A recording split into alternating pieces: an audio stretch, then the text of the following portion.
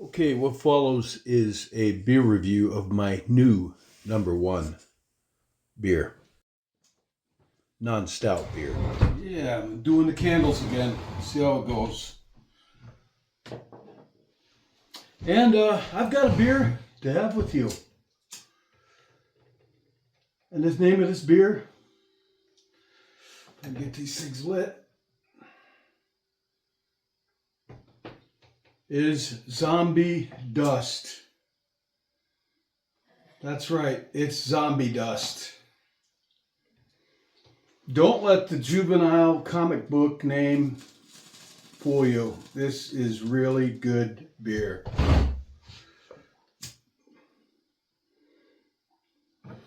I made this video before, but it didn't turn out. We'll see how it turns out with the candles. I don't like the LED lights are so cold, so lifeless. Much prefer the candles. So Zombie Dust. Real quick, it's made by Floyd's Brewery in Munster, Munster, Indiana. I'm in New York. They're all the same to me. Not really. Three Floyds started in 1996. Floyd is the last name of the family that started the brewery. There were two sons, Simon and I believe Mike, and their father. I don't know his name offhand. Started Three Floyds Brewery 24 years ago at this time of making this. They're still in business, Munster, Illinois, or Munster, Indiana. I just got off work. And it's my night off too. I don't have to be back to work tomorrow, so I had one of their beers, an IPA, and I liked it a lot. So much that I asked the guy at D&L Truck Stop in Auburn, who's the go-to guy for beer. It may say truck stop, but he's all about beer there. He, on top of selling gas, diesel, and propane and whatever, but he's got a lot of beer. Commendable. I asked him to order me all Three Floyds beers, and he did. So, Zombie Dust. You can see the artwork's kind of comic book. That's how it is on all their beers. They got like comic book, heavy metal kind of theme going on. But I'll tell you what, they know how to brew beer. So, without further ado, I'm going to get into this. I'll show you what I mean. Because not only does this beer taste great, it looks great. Yes, it looks great.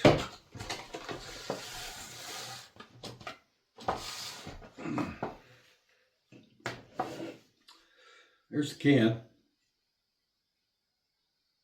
Oh.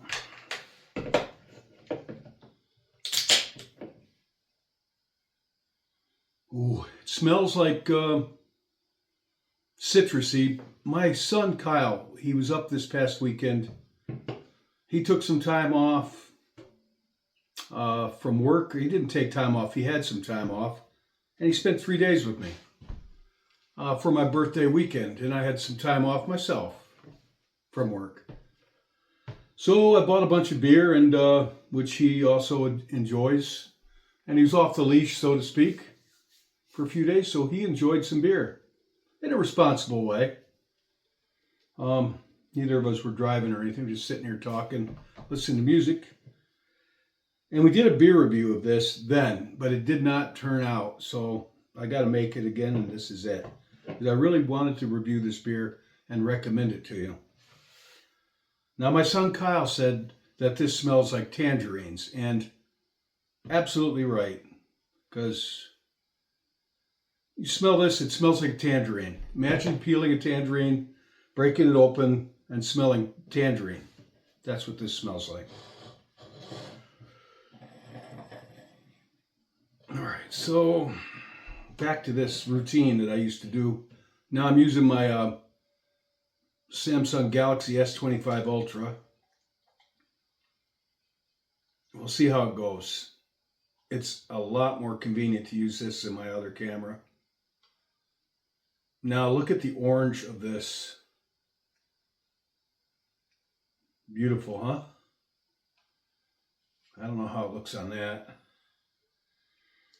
I don't know if it's going to be whitewashed out. This is kind of experimental with my phone camera. Hopefully it comes out.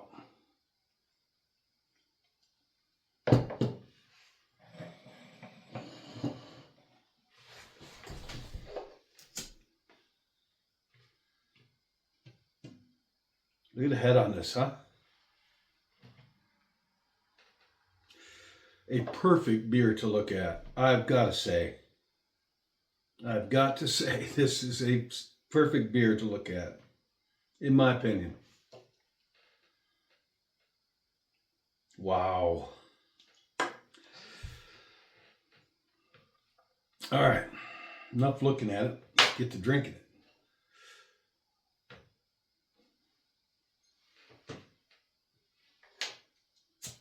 I'm not done looking at it yet.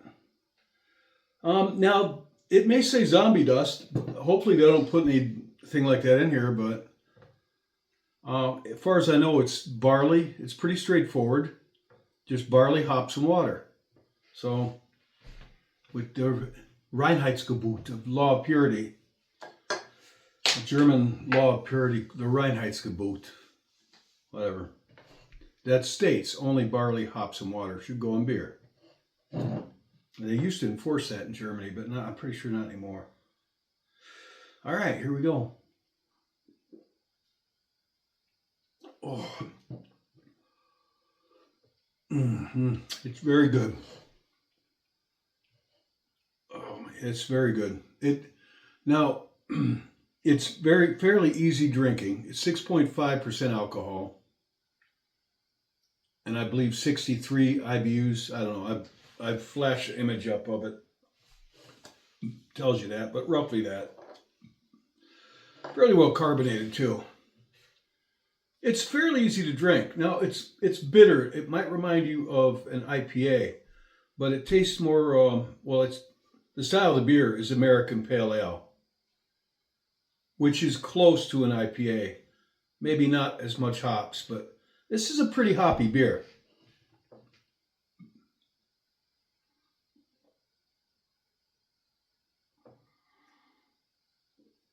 Oh yeah,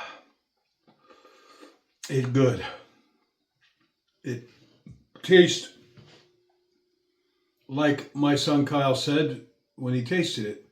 It tastes like, imagine taking a tangerine with the peel still on it, a tangerine, with the thin peel on it, and biting into it.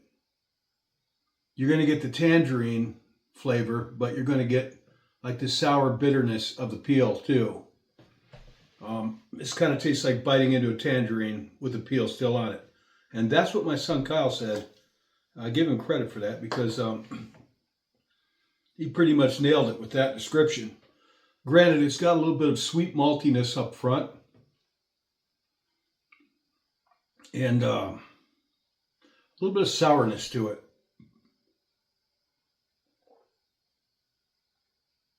I'm afraid I want to get through this beer. I don't want to be around these candles too long. This is kind of also a test to see if it was these that was messing up my sinuses for a while. But I had COVID in September of 24.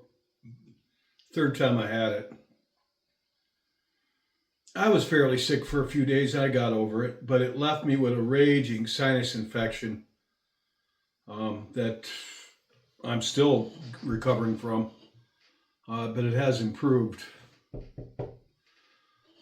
Hopefully it continues to. It was bad enough that I had to stop working. That's how bad it was.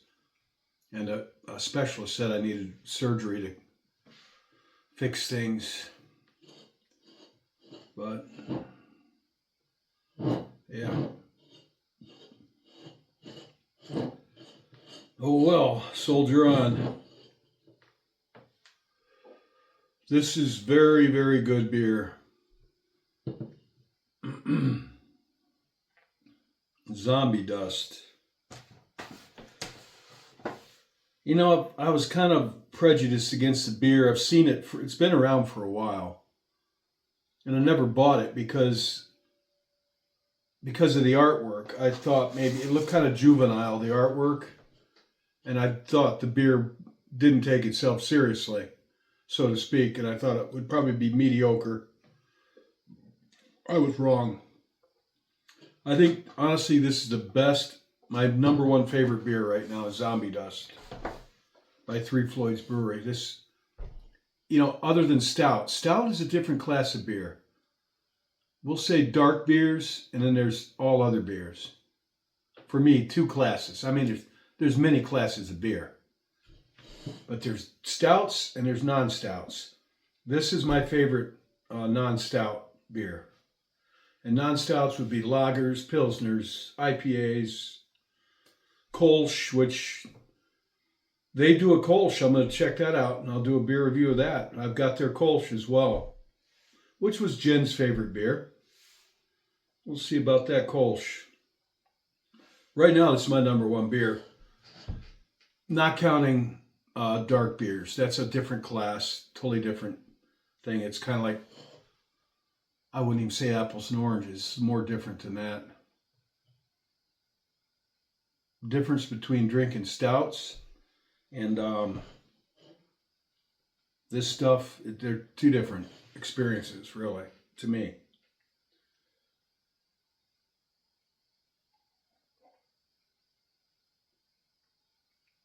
Oh, yeah.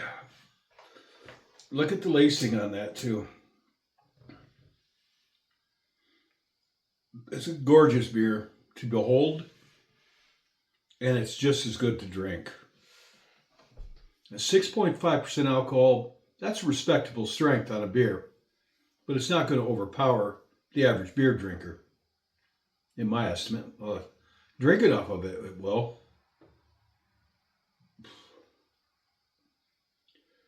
They've got Zombie Ice, which I also have that. I might review all their beers, honestly. I'm that impressed with Floyd's Brewery, with their beers so far. I wonder if they hit them all out of the park, so to speak.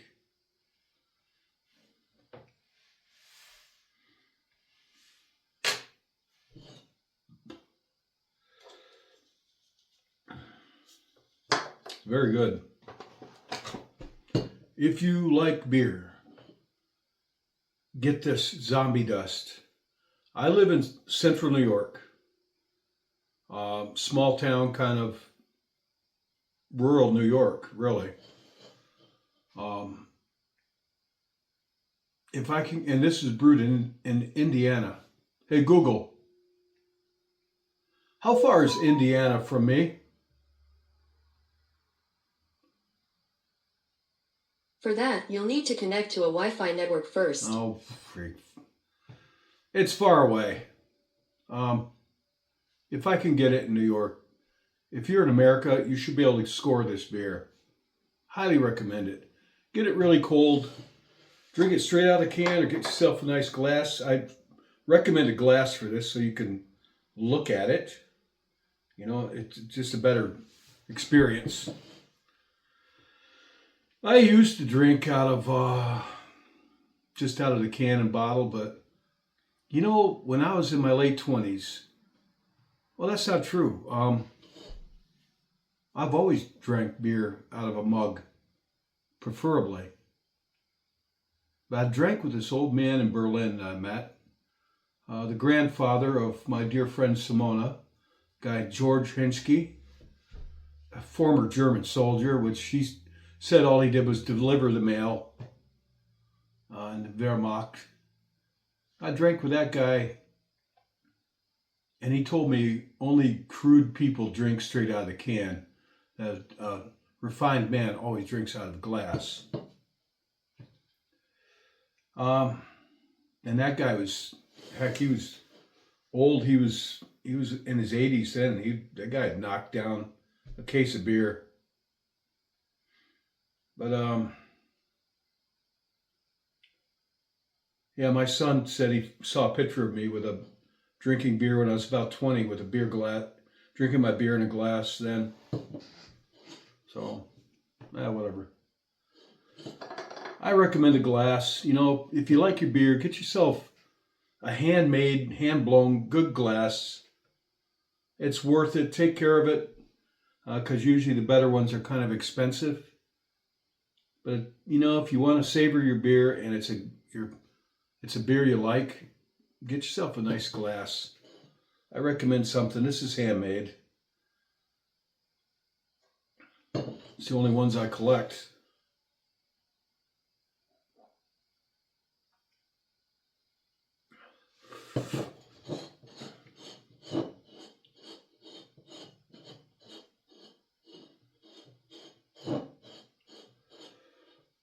I worked hard tonight. I got home from work. And I worked hard for me. I mean, you know, I've been sitting around for a while. And then you go back to work and it's like you're feeling it. Your back, your legs, your working muscles, you know, if they haven't been used in a while. And I'm older. But it feels good. It feels good to work hard, you know. And I'm glad, thank God that I still can. So like I've always said, recipe for good tasting beer is hard work. Hard work will make a cold beer taste so much better.